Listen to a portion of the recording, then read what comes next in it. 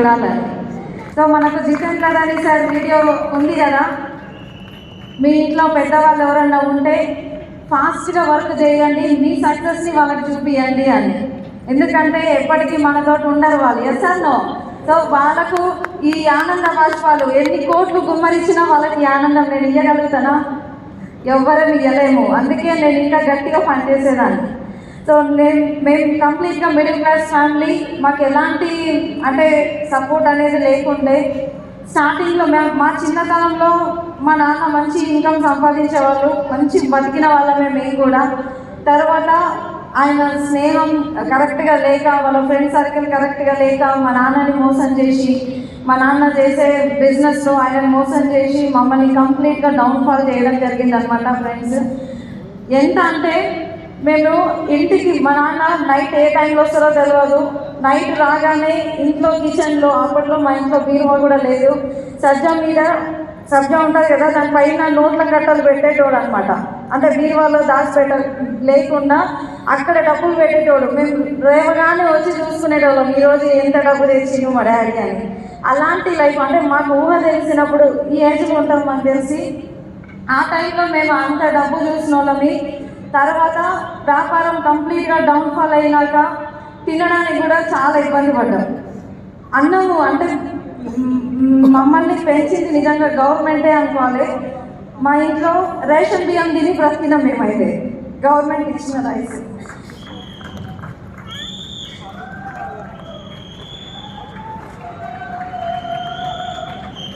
Food లేకుంటే బన్నులు తిని బతికినాం మేము. బన్ను ఎన్ని ప్రాబ్లమ్స్ ఫేస్ చేసిందో నాకు తెలుసు. మా ఇంట్లో నేను పెద్ద కూతుర్ని అనమాట. ఇంట్లో పరిస్థితులన్నీ నేను చూస్తుండే. తర్వాత అసలు నాకు ఏం కావాలన్నా నేను మా అమ్మ నాన్నని అడిగేదాన్ని కాదు, నాకు ఇది కావాలి అని చెప్పి అర్థం చేసుకునేదాన్ని.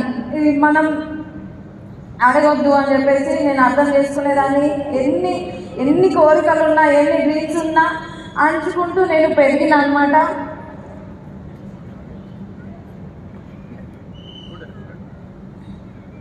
నేను ఎంతో ప్రయత్నం చేసినా ఏడవద్దని, కానీ నా వల్ల అయితలేదు. చాలా ప్రయత్నం చేసినాను. అంటే అన్ని డ్రీమ్స్ కూడా, చిన్న చిన్న కోరికలు, మంచి బట్టలు వేసుకోవాలన్నా, అసలు చాలామంది ప్రతి ఫెస్టివల్కి బట్టలు కొనుక్కుంటారు, ఎప్పుడు ఏ డ్రెస్ నచ్చినా అప్పుడు కొనుక్కుంటారు. కానీ మేము ఫెస్టివల్స్కి కూడా కొనుక్కోబోతుండే. ఎప్పుడు మా అమ్మ నాన్న మాకు ఈ డ్రెస్సులు ఇది తెచ్చిరు అని నాకైతే గుర్తులేదు. సో అలాంటి సిచ్యువేషన్లో మేము ఎదిగినాం నిజంగా.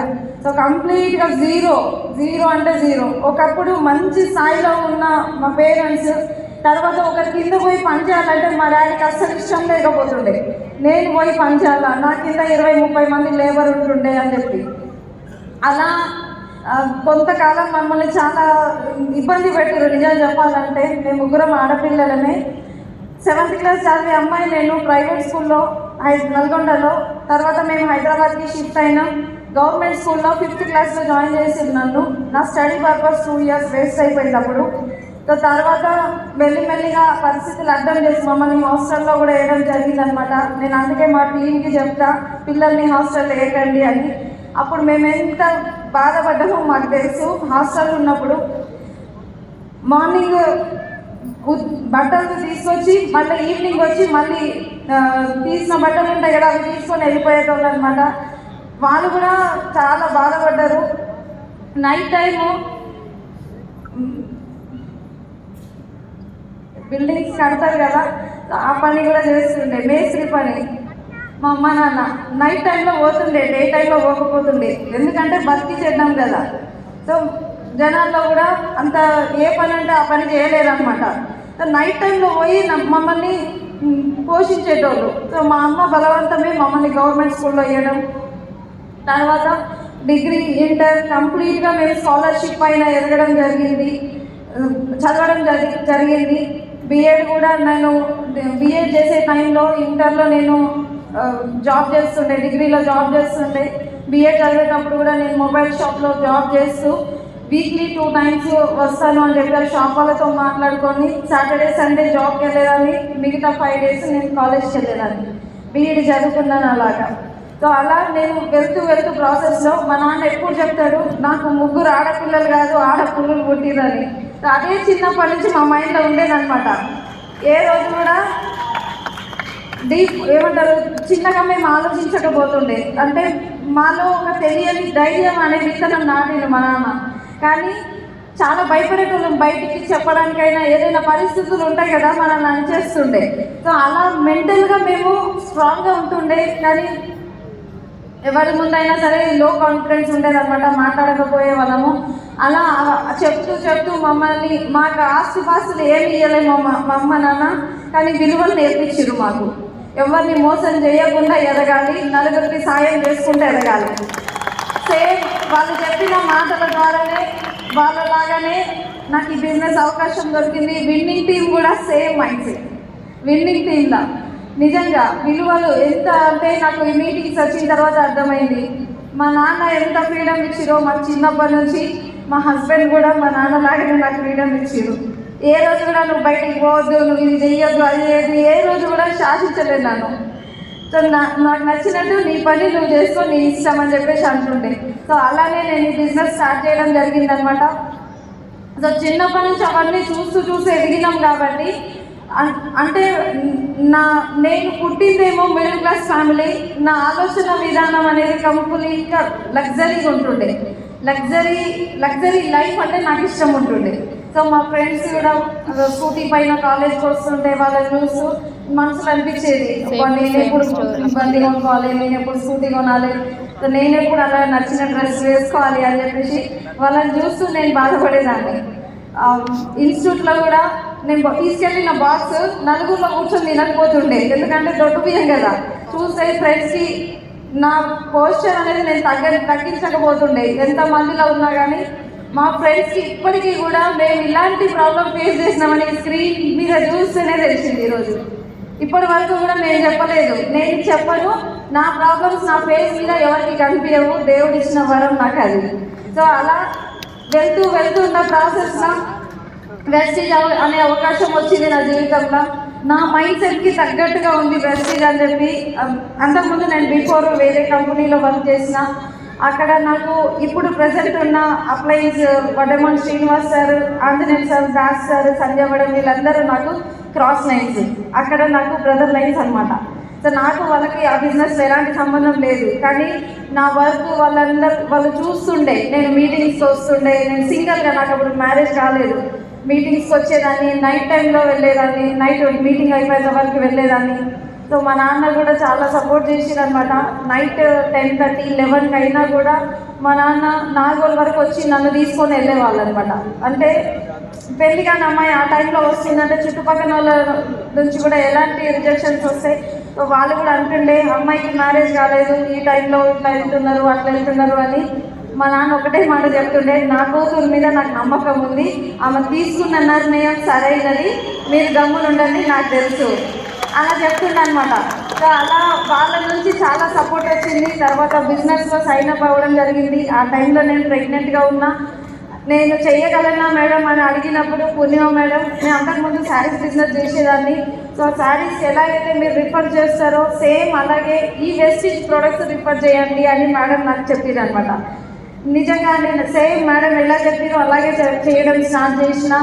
మెల్లిమెల్లిగా Sanjay madam and Purnima madam, Anjaneyulu sir, Dasu sir నిజంగా ఎంత హెల్ప్ చేసిరంటే, ఆ టైంలో స్టార్ట్ అయిన లేడీ ఈరోజు మీ ముందు డియూసిడీగా నిలబడ్డదంటే నా ఒక్కదాని హెల్ప్ అయితే కాదండి. నిజంగా నా అప్లైన్ సపోర్ట్ ఉంది నా దగ్గర. ప్రతి ఒక్క అప్లైన్ కూడా పేర్లు చెప్తే మళ్ళీ ఎవరి పేరన్నా మర్చిపోతుందేమో అని నేను లైవ్గా పేరు చెప్పట్లేదు, క్షమించండి. ప్రతి ఒక్క అప్లైన్ నా ఓన్ బ్రదర్గా నా మాట రిసీవ్ చేసుకున్నారు, నాకు హెల్ప్ చేసిరండి. ఏ సాయం కావాలన్నా అడగగానే నాకు చెప్తుండే. సో ఏ డౌట్ ఉన్నా వెంటనే కాల్ లిఫ్ట్ చేసి నాకు చెప్తుండే. ప్రతి ఒక్క అప్లైన్ కూడా నేను డీసీడీ అయినప్పుడు కూడా కంగ్రాచులేషన్స్, డియూసీడీ మిస్ అయింది అంటే నా మీద అంత నమ్మకం ఉంది అప్లైన్స్కి. డియూసీడీ కావాల్సింది కానీ ఒక స్టెప్ వెనకాల ఉన్నారు, నెక్స్ట్ మీదే అని వాళ్ళు చెప్తూ నన్ను మోటివేట్ చేయడం జరిగింది. నేను ప్రతి ఒక్క అప్లైన్ని కూడా స్టార్టింగ్ నుంచి అదొక సాకు నేను మైండ్లో పెట్టుకుంటుండే, మా సార్ వస్తలేరు అని. నేను సార్ వాళ్ళని రిక్వెస్ట్ చేస్తుండే, సార్ ఒక్కసారి ప్లీజ్ మా ఆయనతో మాట్లాడండి, బిజినెస్ గురించి చెప్పండి. అంటే సంధ్య మేడం అంటే లేడీ కదా, సో లేడీస్ మాటలు వింటారో వినరా అని చెప్పి నేను సార్ వాళ్ళని రిక్వెస్ట్ చేసేదాన్ని. సార్ వాళ్ళని అడిగేదాన్ని, ఒకసారి రండి సార్ అని. Srinivas sir, Anjaneyulu sir, Purushottam Das sir, Thangallapalli Srinivas sir మా ఇంటికి వచ్చిరు. నా మాట నా చెల్లె అడిగింది అని చెప్పి, సో మా ఇంటికి రావడం జరిగింది, మా సార్తో మాట్లాడడం జరిగింది. సో మంచిగా ఉంటుంది సార్, సపోర్ట్ చేయండి అంటే నా బాధ వాళ్ళకి అర్థమైంది. అందుకే ఇంటికి వచ్చి మరీ చెప్పడం జరిగిందనమాట. నేను ఎవ్వరి సాయం మర్చిపోనండి. సో ప్రతి ఒక్క అప్లైన్ కూడా నన్ను చాలా సపోర్ట్ చేసారు కాబట్టి నేను ఈరోజు నిలబడ్డా. ఇక్కడ విన్నింగ్ టీం అంటే చాలామంది ఆషామాషిగా అనుకుంటారు, కానీ మీరు డ్రీమర్ అయితే మాత్రం మిమ్మల్ని ఇక్కడ నిలబెట్టేంత వరకు మీ అప్లైన్ మిమ్మల్ని వదలరండి. మీరు డ్రీమర్ ఉండాలి ఫస్ట్. సో పని మీ దగ్గర ఉంటే మిమ్మల్ని ఇక్కడ నిలబెట్టే బాధ్యత మీ అప్లైన్కి ఉంటుంది 100%. నేనే బెస్ట్ ఎగ్జాంపుల్. ఎందుకంటే కడుపుతో ఉన్న అమ్మాయి స్టార్ట్ చేసినప్పుడు ఈరోజు స్టేజ్ ఎక్కి నిలబడుతుంది, మీకు మాట్లాడుతుంది అంటే రేపు మీది 100% అవుతుంది. అండ్ ఇక్కడ స్టేజ్ మీద నేను మా సార్ మీకు కనిపించొద్దు, మీరు మీ సార్ కనిపించాలి, మీరు మీ మేడం కనిపించాలి. మేము కనిపిస్తే మీలో ఈర్ష్య పెరుగుతుంది. మేము కనిపించొద్దు, మీరు కనిపిస్తే మీరు మోటివేట్ అవుతారు. ఖచ్చితంగా మీరు రేపు వచ్చి ఇక్కడ కూర్చుంటారు. నా అప్లైన్ సక్సెస్లో నేను అదే చూసిన. నిజంగా నాకు పూర్ణిమ మేడం దాస్ సార్ వాళ్ళ రికగ్నిషన్ అయినప్పుడు నేను ఎందుకు చాలా ఎమోషనల్ అయినా. మీరు ఇప్పుడు ఎట్లయితే కేరింతలు పెట్టిరో నేను అట్లనే గట్టిగా వచ్చిన అనమాట. మస్తు ఎంజాయ్ చేసిన. మేడం కిందికి రాగానే మేడం గట్టిగా పట్టుకొని ఏడ్చిన. నిజంగా ఆ ఫీలింగ్ చెప్పలేము. ఆ ఏడుపుకు అర్థము డ్రీమర్స్కే అర్థమవుతుంది. అంత గట్టిగా ఏడ్చిన. అంటే స్టార్టింగ్ నుంచి మేడం ఎన్ని ప్రాబ్లమ్స్ ఫేస్ చేస్తూ ఎదిగిరో, వాళ్ళు మీటింగ్లో చెప్పినప్పుడు, వాళ్ళు సింపుల్గా ఉన్నప్పుడు ఎట్లున్నారు, ఈరోజు సెలబ్రిటీ అయినాక ఒక హీరోయిన్ లాగా, సెలబ్రిటీ లాగా ఆ లుక్లో వాళ్ళని చూసేసరికి నేను ఎమోషనల్ అయిపోయినా చాలా. నా డ్రీమ్ కూడా అదే కదా. సో మీకు సాధ్యమైంది మేడం, నాతో కూడా అవుతుంది 100%. వాళ్ళని చూసినప్పుడల్లా, ఈ ఎఫ్ఆర్ఈ మీటింగ్కి వచ్చినప్పుడల్లా నేను రీఛార్జ్ అయిపోయి ఇంటికి వెళ్ళిపోతా. అదే బ్యాటరీ ఫుల్ అయిపోతుంది. ఆ బ్యాటరీ 1 year వరకు నాతో ఉంటుంది ఖచ్చితంగా. సో అందుకే ఫ్యామిలీ రీయూనియన్కి రావాలి. మీ కళలకి జీవం పోయాలంటే ఈ స్టేజ్లో, ఈ పవిత్రమైన ప్లేస్లో మీరు కూర్చోవాలి. ఇక్కడ కూర్చొని మీరు ఏది కోరుకుంటే అది అవుతుంది.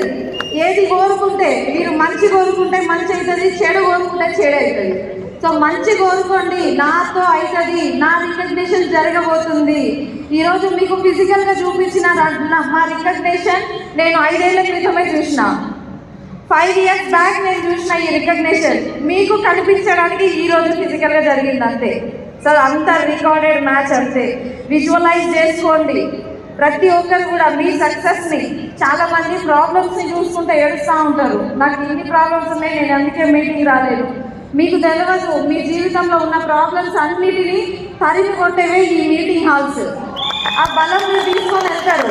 సో అంత గొప్ప నాలెడ్జ్ మన great mentor SP Balu sir మనకి ఇస్తారు. నిజంగా నాకు నిన్ననే మా సార్తో ఈ మాట చెప్పిన, గుళ్ళో పంతుల్ని చూసినా కూడా నేను మనస్ఫూర్తిగా కాలు మొక్కనండి. నాకు మొక్కలు అనిపించదు, ఎందుకంటే మనిషే కదా, ఆయనే కదా, ఆయన కూడా అని చెప్పేసి అనిపిస్తుంది. కానీ బారిల్సాన్ని చూస్తే మాత్రం కాలు మొక్కకుండా పోతుంది కాదు. నిజంగా అంత గొప్ప మనిషి అయినా. సో ఒక్కొక్క మనిషి సక్సెస్లో ఆయన కన్నీళ్ళు పెట్టుకుంటారు, ఆయన సక్సెస్ని చూసుకుంటారు ఆయన. మీరు అబ్జర్వ్ చేయండి, ఇక్కడ డియూసీడీ రికగ్నిషన్ అయ్యేటప్పుడు కూడా సార్ కళ్ళల్లో కన్నీళ్ళు ప్రతి రికగ్నిషన్లో నేను చూసిన. సో జనాల సక్సెస్, ఆయన సక్సెస్ని చూసుకుంటున్నారు. అంత గొప్ప మెంటర్ అంత గొప్ప మెంటర్ చేతిలో మనం ఉన్నాం. ఇంకా అంతకంటే అదృష్టం ఎక్కడ? Yes or no? మీకు కళలు ఉన్నాయా? ఉన్నాయా? నిద్ర పోనీయకుండా చేసే కళలు. 5 ఏళ్ళుగా నేను ప్రశాంతంగా నిద్రపోలే. తలుచుకున్నప్పుడెల్లా నేను ఏడ్చేదాన్ని. నా కిచెన్లో ప్రతి బౌల్ చెప్తుంది, ప్రతి స్పూన్ చెప్తుంది, ప్రతి అణువు చెప్తుంది నేను ఎంత ఏడ్చినా, నేను ఎంత బాధపడ్డాను కిచెన్లో. డియూసీడీ అయ్యాక నేను ఇట్లా మాట్లాడాలి అని చెప్పి ఆల్రెడీ నేను ప్రాక్టీస్ చేసేదాన్ని 5 ఏళ్ళ నుంచి. విజువలైజ్ చేసుకునేదాన్ని, ఇలా మాట్లాడాలి, అలా మాట్లాడాలి, నా రికగ్నిషన్ ఇలా జరగబోతుంది, సో ఇంత టైం ఉంది అని చెప్పి. ఖచ్చితంగా ప్రతి ఒక్కరితో అవుతుంది. నా ఒక్కదానితోటే కాదు, మీలో కళలు ఉంటే మాత్రం ఆ కళలకు జీవం పోయండి. గ్రేట్, నిజంగా చాలా హ్యాపీ మూమెంట్. అండ్ మంచి లీడర్స్ ఉన్నారు. బాలు సార్ నా పోస్టర్ రాగానే సార్ నాకు కాల్ చేసి చెప్పిన మాట, ఆగొద్దు, డియూసిడి నీది కంప్లీట్ అయిందని ఆగొద్దు, టీంలో డియూసిడి రావాలి, ఇంకెక్కువ పని చేసే బాధ్యత మీరు తీసుకున్నారు. సో ఇప్పటి వరకు చేసింది ఒకెత్తు, ఇప్పటి నుంచి చేసేది ఒకెత్తు అని చెప్పారు. సో టీంలో కూడా నెక్స్ట్ స్టెప్ అది చూడండి. మీరు మన ఆర్గనైజేషన్లో ర్యాంక్ వాక్ జరుగుతుంది డియూసిడిలోది. ఖచ్చితంగా నేను చెప్తాను మీకు, నిజంగా అంత మంచి డ్రీమర్స్ ఉన్నారు. సో మన లీడర్స్ అందరికీ నేను చెప్పేది ఒక్కటే, మీ స్ట్రాంగ్గా డ్రీమ్ చేయండి.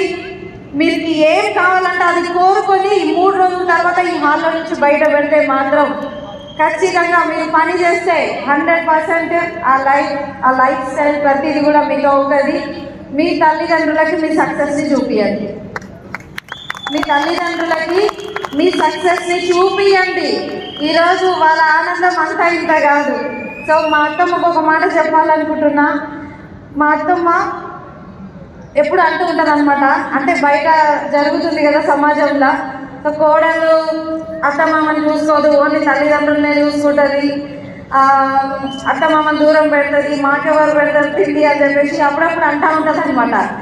కానీ అత్తమ్మ ఇంతమంది ముందు చెప్తున్నా, నీ కోడలు విన్నింగ్ టీం లీడర్, నీ కోడలు విన్నింగ్ టీం లీడర్. నా తల్లిదండ్రులకు మాకు జన్మనిచ్చిరు, మా అత్త మామ నాకు పునర్జన్మనిచ్చిరు. నిజంగా నాకు దేవుడిచ్చిన తల్లిదండ్రులు మా అత్త మామ. మా అమ్మ నాన్నని ఎలా చూసుకుంటానో మా అత్త మామని కూడా అలాగే చూసుకుంటా ఖచ్చితంగా. సో మంచి అవకాశం ఇది. థ్యాంక్ యూ సో మచ్ అందరికీ, specially Baril sir, thank you so